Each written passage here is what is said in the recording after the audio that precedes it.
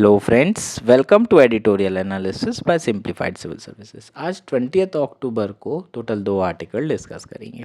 First article जो discuss करेंगे वो है what are the stress factor for Indian railways. इसमें हम इंडियन रेलवेज में जो इश्यूज़ हैं उनके बारे में चर्चा करेंगे। एक्सीडेंट क्यों बढ़ रहे हैं, सेफ्टी इश्यूज़ कहाँ पर हैं, पैसेंजर सर्विस, फ्लाइट सर्विसेज, ये सारे एस्पेक्ट कवर करेंगे। इंडियन रेलवे के बारे में डिटेल में चर्चा करेंगे। कवच क्या है, कितना इम्प्लीमेंट हुआ है, सारी चीज़ें इंपॉर्टेंट है। मेंस के लिए भी इंपॉर्टेंट है, प्री के लिए भी। नेक्स्ट डिस्कस करेंगे how will a classical status help languages. So recently 5 languages को क्लासिकल स्टेटस प्रोवाइड किया गया है, केंद्र सरकार के द्वारा अप्रूव किया गया है। बहुत इंपॉर्टेंट है ये टॉपिक प्रीलिम्स के लिए, बहुत ज़्यादा। 2015 में ऑलरेडी इस पे क्वेश्चन आए हैं और एक बार जिस पे क्वेश्चन आ जाए उसी से रिलेटेड करंट अफेयर पे दोबारा क्वेश्चन आने के चांसेस बहुत हाई होते हैं, प्रोबेबिलिटी बहुत होती है। सो ये आर्टिकल बहुत अच्छे से पढ़ना है, इसमें प्रीलिम्स में इस साल क्वेश्चन पूछा जा सकता है। अगर आपको हमारा एनालिसिस पसंद आ रहा है तो प्लीज़ लाइक करें, कमेंट करें, शेयर करें अपने दोस्तों के साथ और सब्सक्राइब करें। अगर आप इसकी पीडीएफ चाहिए तो आप हमारा टेलीग्राम चैनल भी ज्वाइन कर सकते हैं। नीचे आप मोर पे क्लिक करेंगे, वहाँ पर लिंक मिल जाएगी, वहाँ से आप ज्वाइन कर पाएंगे। आइए शुरू करते हैं हमारा एनालिसिस।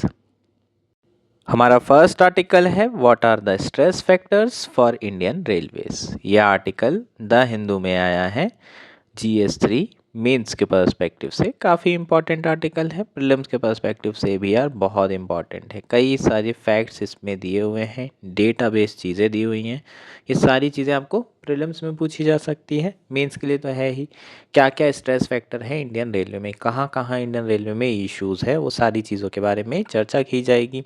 न्यूज़ में क्यों है, कॉन्टेक्स्ट में क्यों है, पहले वो देख लेते हैं। अक्टूबर 17 को अगरतला लोकमान्य तिलक एक्सप्रेस डीरेल हो गई थी असम में, हालांकि कोई कैजुअल्टी नहीं आई है। इसके अलावा एक और अभी पैसेंजर ट्रेन एक स्टेशनरी ट्रेन से टकरा गई थी, उसमें भी कैजुअल्टी नहीं देखने को मिली है। लेकिन लगातार जो है एक्सीडेंट्स रेलवे में हो रहे हैं। इसके पहले बालासोर एक्सीडेंट के बारे में हमने बात की थी, जून 2 को हुआ था 2023 में, जिसमें 275 से ज़्यादा लोगों की जान गई थी। बहुत बड़ा ये एक्सीडेंट था।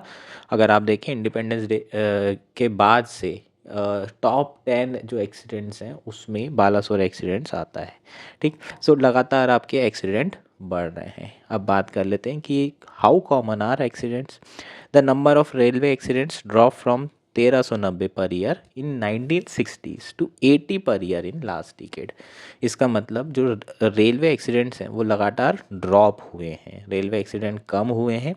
एक साल में 1390, ऑलमोस्ट 1400 एक्सीडेंट हुआ करते थे। बहुत सारे केसेस डिरेलमेंट के होते थे, बहुत सारे केसेस कोलिजन के हुआ करते थे।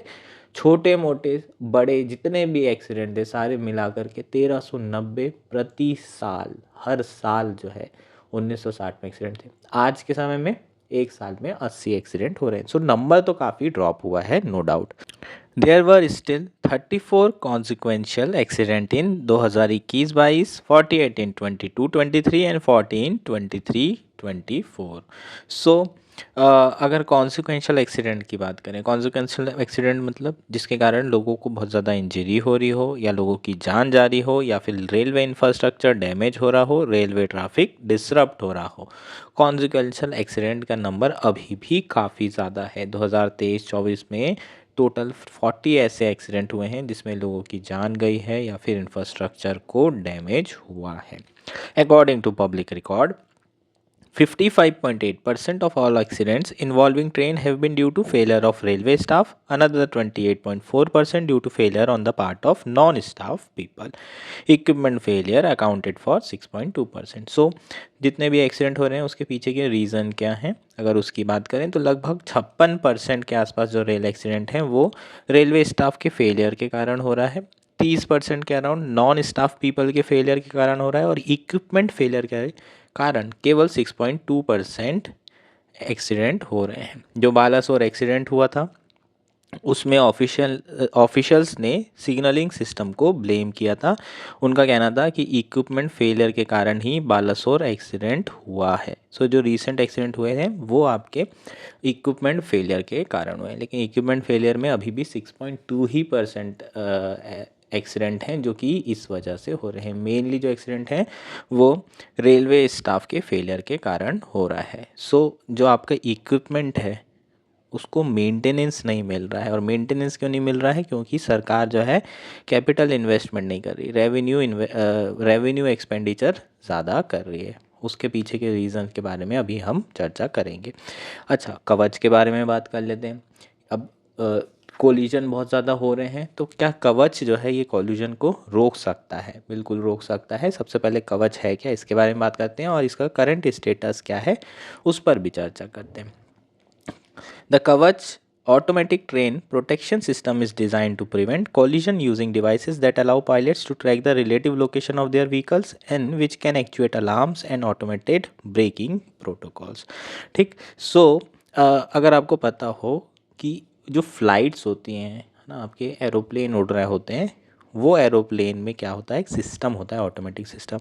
जब दो एरोप्लेन 1000 माइल्स में, दोनों 1000 माइल के डिस्टेंस में आमने सामने आ जाते हैं तो दोनों एरोप्लेन में एक अलार्म बजना शुरू हो जाता है। हालांकि ये ब्रेक लगाना शुरू नहीं करता है, यहाँ पर ये अलार्म पायलट को मिलता है कि आपके 1000 मील पर दूसरा प्लेन आ रहा है। ये ऑटोमेटिक सिस्टम है। और ऐसे मोमेंट पे जो एयर ट्रैफिक कंट्रोलर होते हैं, जो ग्राउंड से इन्हें नेविगेशन प्रोवाइड कर रहे होते हैं, उनकी बात नहीं सुनी जाती। इसी तरह का सिस्टम यहाँ पर रेलवे में तैयार किया जा रहा है, लेकिन ये ज़्यादा सोफिस्टिकेटेड है। कवच जो सिस्टम है उसमें होता क्या है, मान लीजिए कि आपकी ट्रेन दूसरी ट्रेन के सामने आ जाती है तो ऑटोमेटिकली जो ड्राइवर है उसके लिए अलार्म बज जाएगा कि भाई सामने से ट्रेन आ रही है, आपको रुकना है। अगर इन केस अलार्म सुनने के बावजूद भी ट्रेन की स्पीड कम नहीं कर रहा है ड्राइवर, तो ये ऑटोमेटिकली इस ट्रेन में जो ब्रेक्स हैं वो लगना शुरू हो जाएंगे और दोनों इस तरीके से दोनों ट्रेन में ब्रेक लगेंगे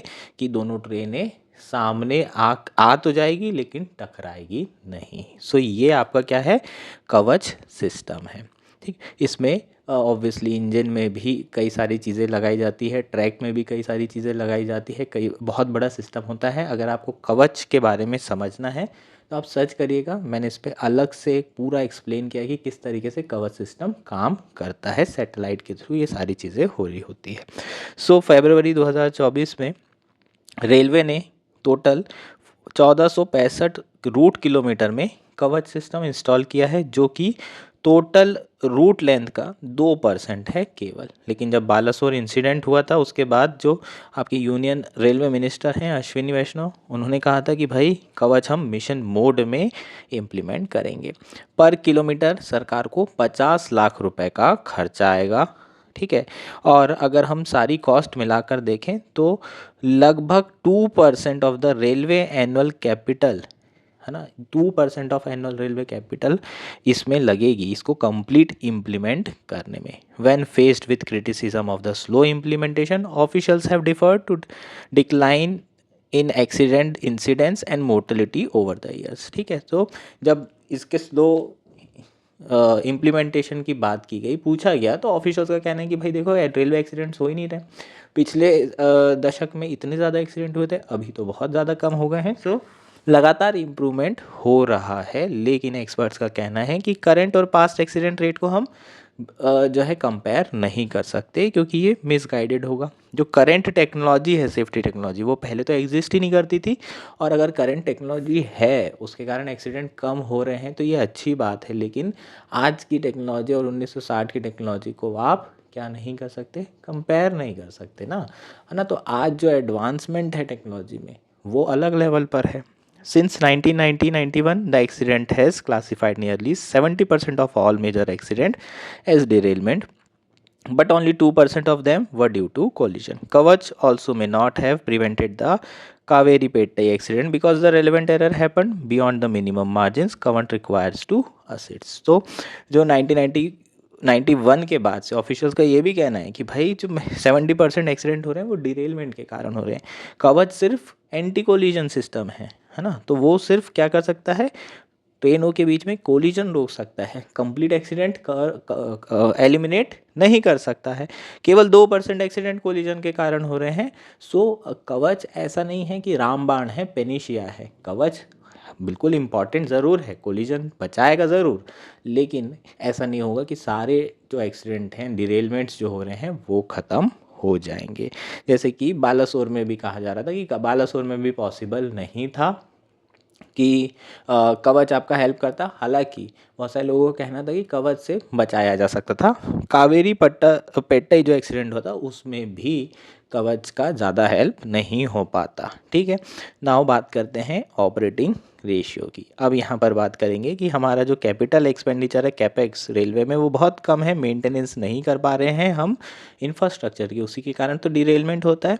सो ऑपरेटिंग रेशियो की अगर बात करें, the amount railway spends to earn 100 rupees in 24-25 is estimated to be 98.2।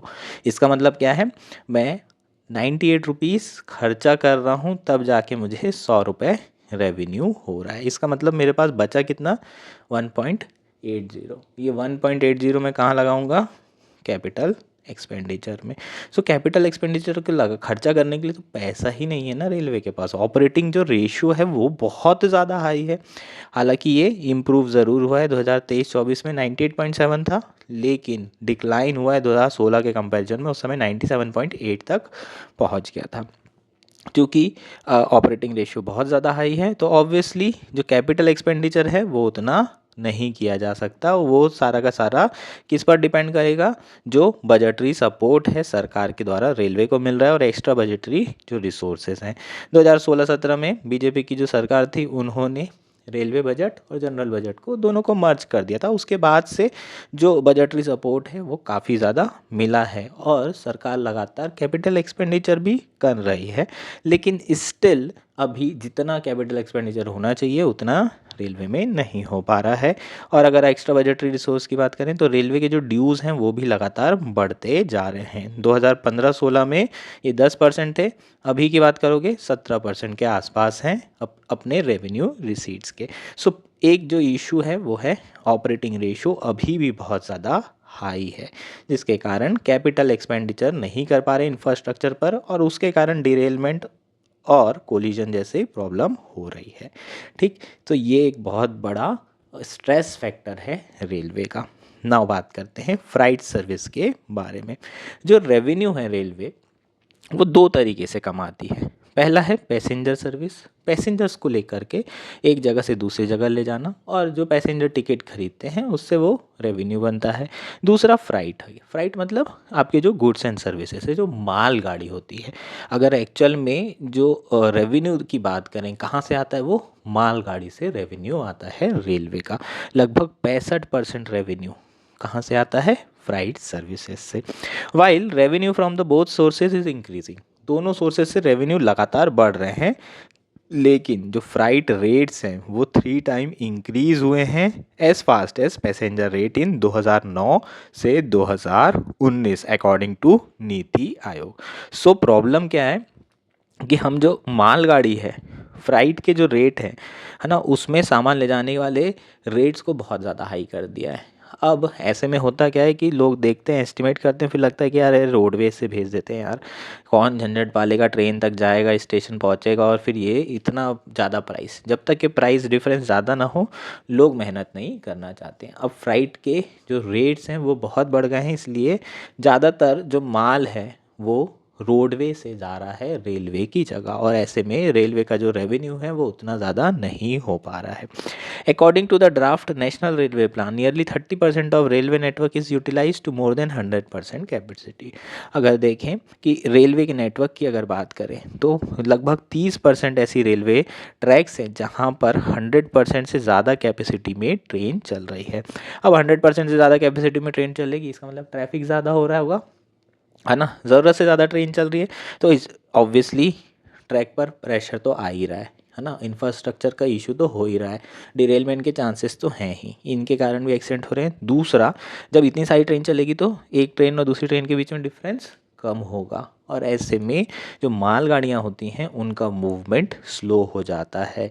Around 26 kilometre प्रति घंटे की रफ्तार से ये मालगाड़ी चल रही है।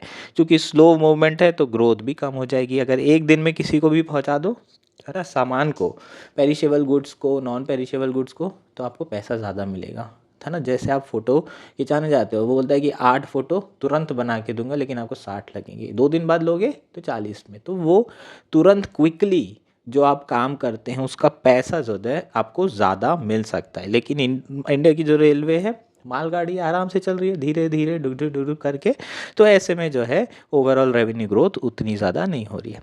डेडिकेटेड फ्राइट कॉरिडोर ज़रूर बनाए गए हैं, 2005 में यूपीए के समय में इसकी शुरुआत हुई थी। और ईस्टर्न डीएफसी ऑपरेशनल भी हो चुका है, लेकिन वेस्टर्न डीएफसी अभी भी रेडी नहीं है। East coast, east west sub corridor and north south sub corridor, ये तीनों के तीनों जो है अभी प्लानिंग स्टेज पे ही हैं। लगभग 4000 किलोमीटर के अराउंड हैं और प्लानिंग स्टेज पे है। Freight revenue also depends on the freight basket. Coal accounted for half of the freight revenue. So coal जो एक जगह से दूसरी जगह मालगाड़ियों में जा रहा है, उससे रेलवे को 50% के आसपास रेवेन्यू हो रहा है, और 45% ऑफ वॉल्यूम जो फ्राइट है वो कोल का ही जा रहा है। हालांकि जो गवर्नमेंट है वो और रिन्यूएबल एनर्जी सोर्सेस को ऐड कर रही है और कोशिश कर रही है कि फॉसिल फ्यूल इंक्लूडिंग कोल पर उसकी डिपेंडेंसी कम हो सके, क्योंकि आज नहीं तो कल कोल को हमें यूज़ करना तो बंद करना ही होगा। और अगर इतना ज़्यादा रिलायंस अगर रेलवे का होता है तो रेलवे का भी रेवेन्यू का बहुत ज़्यादा नुकसान होगा। इसलिए इंडियन रेलवे को डाइवर्सिफाई करना पड़ेगा अपने फ्राइट को, जो वो एक जगह से दूसरी जगह लेके जा रही है। The railways also need to keep up existing equipments including replacing tracks and wagon, maintaining track side infrastructure. But in 23-24 budget, capital outlay for track renewal dropped to 7.2%. So जो रेलवे इंफ्रास्ट्रक्चर है उस पर यार इतना खर्चा नहीं हो रहा है। 2023-24 का बजट उठा के देखे तो जो कैपिटल आउटले है ट्रैक को रिन्यू करने में, उसमें 7.2% की गिरावट आई है। Appropriation to the depreciation reserve fund also fell 96% in the BJP first term. The government had moved these resources to Rashtriya Rail Sanrakshan Kosh Safety Fund created in 2017-18. Standing Committee on Railway said the latter would not be able to pay to repair and replace depreciating asset. So overall अगर हम बात करें तो जो capital outlay है for repairing the existing tracks वो लगातार कम हो रहा है। नेक्स्ट बात करते हैं what about the passenger service revenue. ना अभी तो हमने फ्राइट की बात कर ली, फ्राइट रेवेन्यू जो है बढ़ ज़रूर रहा है, पैसेंजर सर्विस रेवेन्यू भी बढ़ रहा है, लेकिन फ्राइट के रेट्स बढ़ रहे हैं और ज़्यादातर जो फ्राइट्स है वो रोडवे में शिफ्ट हो गया है। ये एक चिंताजनक बात है। नेक्स्ट बात कर लेते हैं पैसेंजर सर्विस रेवेन्यू में।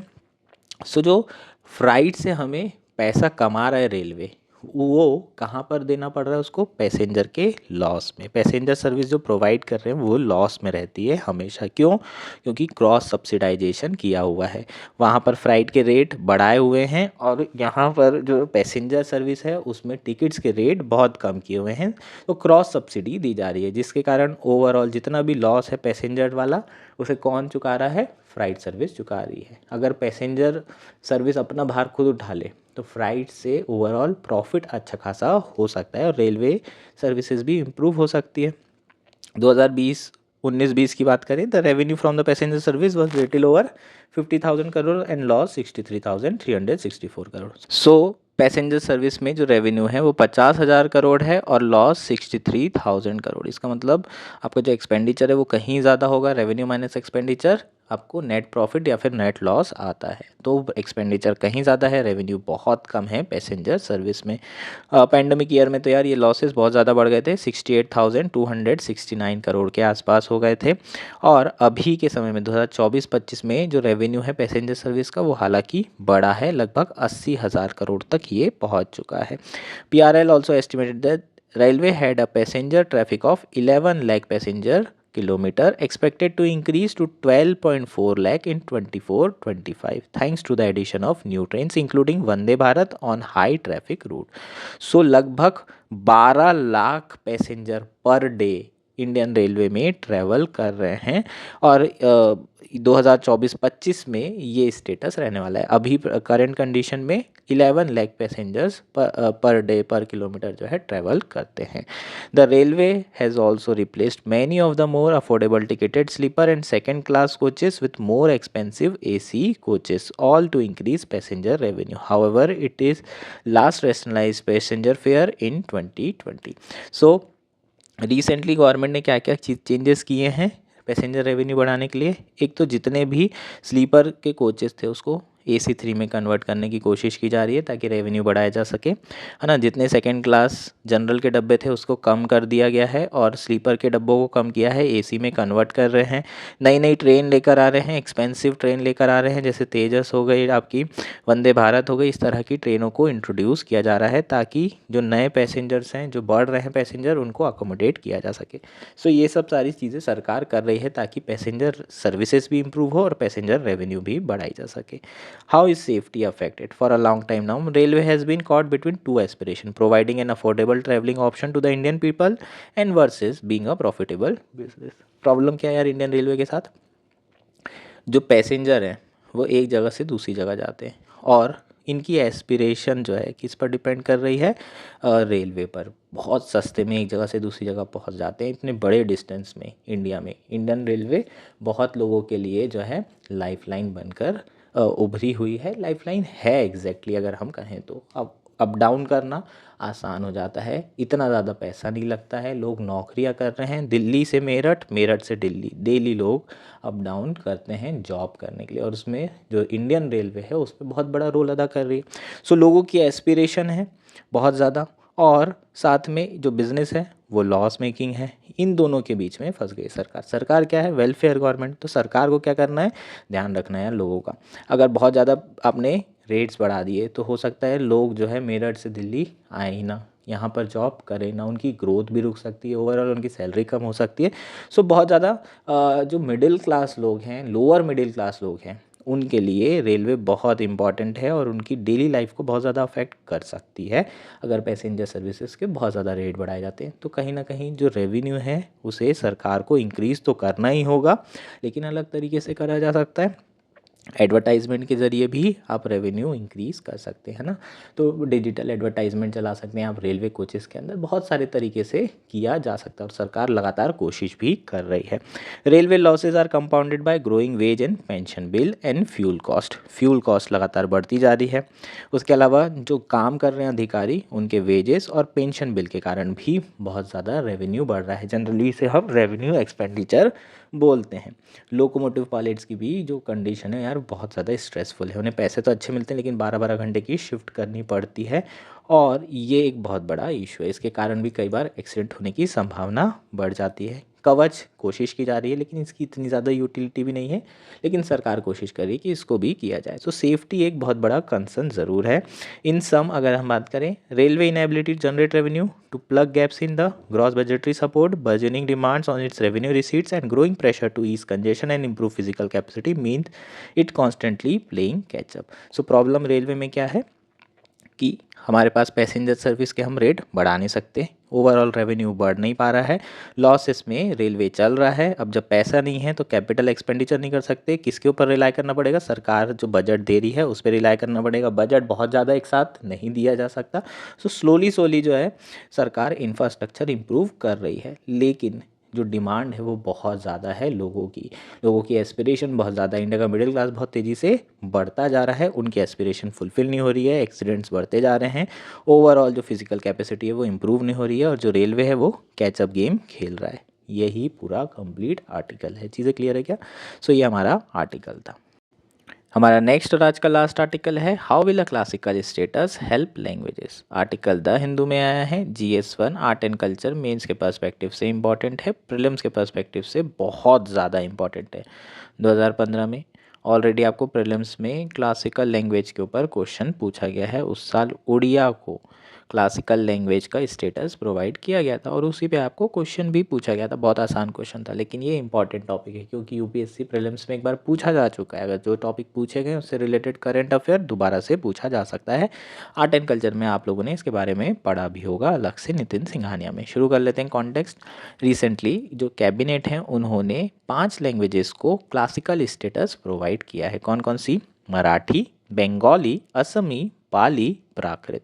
Bye tweaking the criteria for the declaration, जो क्राइटेरिया था उसमें बदलाव किया गया और फिर ये 5 लैंग्वेज को क्लासिकल लैंग्वेज का स्टेटस दिया गया। नाउ बात करते हैं कि आखिर क्लासिकल लैंग्वेज होती कौन सी है। जो कंसेप्ट है क्लासिकल लैंग्वेज स्टेटस का, यूपीए के दौरान इसे शुरू किया गया था 2004 में और 3 क्राइटेरिया इसके लिए डिफाइन किए गए थे। इन 3 क्राइटेरिया के बेसिस पे क्लासिकल लैंग्वेज स्टेटस दिया जा रहा था।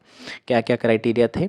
दैट इट्स अर्लीस्ट टेक्स्ट और recorded history dated back over 1000 years. ठीक, पहला क्या था कि इसकी जो अर्लीस्ट टेक्स्ट या फिर रिकॉर्डेड हिस्ट्री हो वो कम से कम 1000 साल पुरानी लैंग्वेज होना चाहिए। That it had a body of ancient literature considered a valuable heritage by generation of speakers. दूसरा, कम से कम लिटरेचर तो होना ही चाहिए, है ना। ऐसा नहीं कि सिर्फ सुनी थोड़ा बहुत बोली जा रही है, ऐसा नहीं, लिखावट भी होनी चाहिए, लिटरेचर फॉर्म में भी होना चाहिए और अच्छे खासे स्पीकर्स नंबर में भी होने चाहिए। और तीसरा है that it's literary tradition must be original and not borrowed from another speech community. इसका जो लिटरेरी ट्रेडिशन है ये ओरिजिनल होना चाहिए, ऐसा नहीं होना चाहिए कि किसी और भाषा से बनी हुई ये भाषा है। तो ऐसे में ये थर्ड वाला है, अगर इसको देखेंगे तो मराठी, बंगाली, असमी, पाली, प्राकृत, ये एक भाषा दूसरी भाषा से ली गई है। संस्कृत से ही मेनली सारी भाषाएं आई हैं, तमिल से ही बाकी सारी भाषाएं बनी हैं। तो ऐसे में ये जो लैंग्वेजेस होंगी ये क्लासिकल लैंग्वेज हो सकती है क्या? इस क्राइटेरिया के हिसाब से नहीं हो सकती है। सो पहले ये जो 3 आपके क्या थे? क्राइटेरिया थे। इन 3 क्राइटेरिया में से एक क्राइटेरिया में बदलाव किया गया और उसी के बाद इन 5 लैंग्वेज को क्या किया गया है? क्लासिकल स्टेटस दिया है। अभी क्या बदलाव किया है वो देखेंगे। पहली जो लैंग्वेज डिक्लेयर की गई थी क्लासिकल वो कौन सी थी? तमिल। 2005 में तमिल को क्लासिकल लैंग्वेज स्टेटस मिला। इंपॉर्टेंट फैक्ट है, प्रीलिम्स में आपको ये पूछा जा सकता है। 2005 में एक और क्राइटेरिया चेंज किया गया, उसमें जहां हमने हिस्टोरिकल रिक्वायरमेंट 1000 ईयर्स रखी थी उसमें उसे चेंज करके 1500 से 2000 साल पुरानी ये लैंग्वेज होना चाहिए।